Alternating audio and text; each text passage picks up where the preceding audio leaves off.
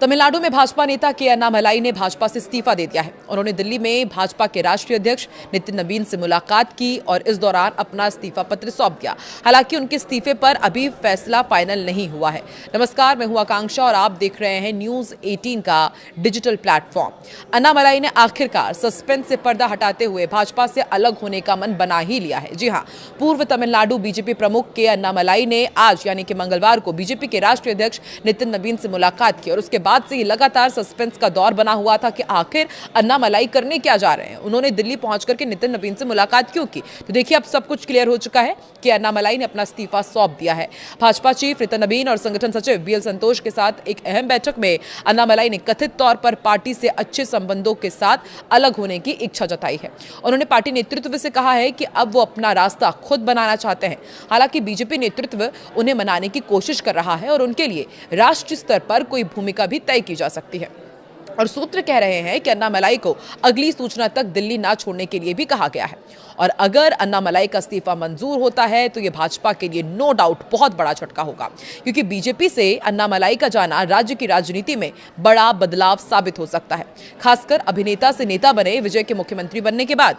अन्नामलाई के करीबी सूत्रों के मुताबिक उनका मानना है कि विजय की राजनीतिक ताकत बनने के बाद तमिलनाडु की राजनीति में बड़ा बदलाव आया है। आज विजय से लड़ने के लिए कोई नेता नहीं है। द्रविड़ युग खत्म हो चुका है। अब सिर्फ भाषा आधारित राजनीति नहीं चलेगी, राज्य की राजनीति भी बदल चुकी है। ऐसी अटकलें तेज थी कि अन्नामलाई सहमति से पार्टी छोड़ना चाहते हैं। रिपोर्ट्स में यह भी कहा गया है कि अब वो बीजेपी में अपना भविष्य नहीं देख रहे हैं। अन्नामलाई को नयनार नागेंद्रन के तमिलनाडु बीजेपी प्रमुख बनने के बाद से कम सक्रिय देखा जा रहा था। गौरतलब है कि तमिलनाडु भाजपा के पूर्व अध्यक्ष के अन्नामलाई के राजनीतिक भविष्य को लेकर बीते कुछ दिनों से अटकलों का बाजार गर्म था। और ये क्यों हुआ वो भी आपको समझाते हैं। दरअसल कोयंबटूर में उनके समर्थकों द्वारा लगाए गए विशाल पोस्टर्स से अफवाहें फैल रही हैं कि वो एक अलग राजनीतिक मंच बनाने जैसी कोई महत्वपूर्ण राजनीतिक पहल करने की तैयारी में है। 4 जून को अन्नामलाई के जन्मदिन से पहले प्रमुख सड़कों और सार्वजनिक स्थानों पर हमारे नेता आइए और हमारा नेतृत्व कीजिए जैसे नारों वाले पोस्टर लगाए गए थे। अन्नामलाई ने क्यों कहा था 2 दिन इंतजार कीजिए, आपको याद ही होगा कि उन्होंने ये बयान दिया था और उसके बाद से अटकलों का बाजार गर्म हो गया। दरअसल दिल्ली रवाना होने से पहले अन्नामलाई ने अपने बारे में चल रही अटकलों पर विस्तार से टिप्पणी करने से इनकार कर दिया था। पत्रकारों से उन्होंने संक्षिप्त बातचीत की थी और कहा था कि थोड़ा प्रतीक्षा कीजिए, हम 2 दिन में बैठकर बात करेंगे। इस टिप्पणी ने संभावित घोषणा को लेकर उत्सुकता को और बढ़ा दिया। अब आपको बताते हैं कि के अन्नामलाई है कौन और आखिर वो इतने आकर्षण का केंद्र क्यों बने हुए। दरअसल भारतीय पुलिस सेवा के पूर्व अधिकारी अन्नामलाई साल 2020 में भाजपा में शामिल हुए और तेजी से तमिलनाडु में पार्टी के सबसे बड़े प्रमुख नेताओं में से एक बन गए। साल 2021 से 2025 तक राज्य भाजपा अध्यक्ष के रूप में उन्होंने कई राज्यव्यापी अभियानों का नेतृत्व किया, युवा मतदाताओं और सोशल मीडिया फॉलोअर्स के बीच एक मजबूत समर्थन जनाधार बनाया। दिलचस्प बात यह भी है कि तमिलनाडु का राजनीतिक परिदृश्य पिछले कुछ महीनों में पूरी तरह बदल चुका है। अभिनेता से नेता बने सी विजय की पार्टी तमिलगा वेत्री कड़गम ने अपने पहले ही विधानसभा चुनाव में 108 सीट जीतकर डीएमके और एआईएडीएमके के दशकों पुराने राजनीतिक समीकरण को हिला दिया। इस बदलाव ने विपक्षी राजनीति को पूरी तरह से हिला दिया, विपक्षी राजनीति का पूरा नक्शा बदल दिया है। ऐसे माहौल में कि अन्नामलाई के सामने चुनौती भी है और अवसर भी। चुनौती इसलिए कि उनकी बनाई राजनीतिक जमीन पर अब विजय की पार्टी भी दावा कर रही है, और अवसर इसलिए कि तमिलनाडु में पहली बार ऐसा राजनीतिक शून्य दिखाई दे रहा है जहां नए चेहरे और नए प्रयोगों के लिए जगह बन रही है।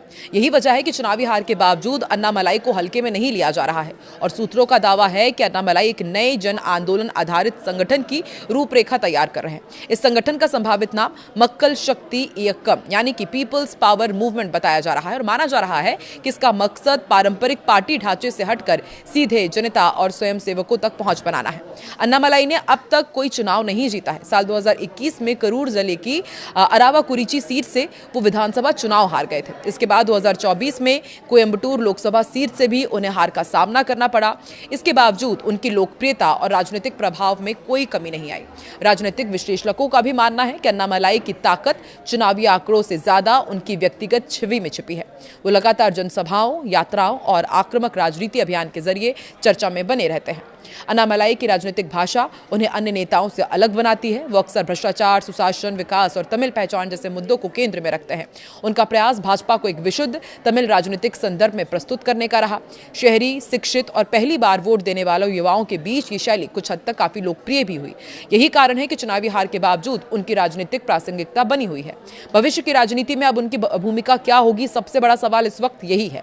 अन्नामलाई के पास समय और राजनीतिक ऊर्जा दोनों है। तमिलनाडु में डीएमके, एआईएडीएमके और अब टीवीके के बीच नई राजनीतिक कंपटीशन शुरू हो चुका है। ऐसे में अगर कोई नया जन आंदोलन शुरू करते हैं तो वो भविष्य में एक महत्वपूर्ण राजनीतिक खिलाड़ी बन सकते हैं। फिलहाल सबसे बड़ा सवाल यही है कि क्या वो अपनी लोकप्रियता को चुनावी जीत में बदल पाएंगे, क्या वो एक नई पार्टी बनाएंगे या फिर भाजपा का दामन छोड़ करके अब कुछ नया ही कमाल करने वाले हैं के अन्नामलाई। आपको क्या लगता है? और एक और ये बड़ा सवाल कि क्या भाजपा उनका इस्तीफा एक्सेप्ट करेगी या फिर दिल्ली की अब केंद्र सरकार में उनकी कुछ एक अलग भूमिका देखने को मिल सकती है? कमेंट सेक्शन पर अपनी प्रतिक्रिया जरूर दें।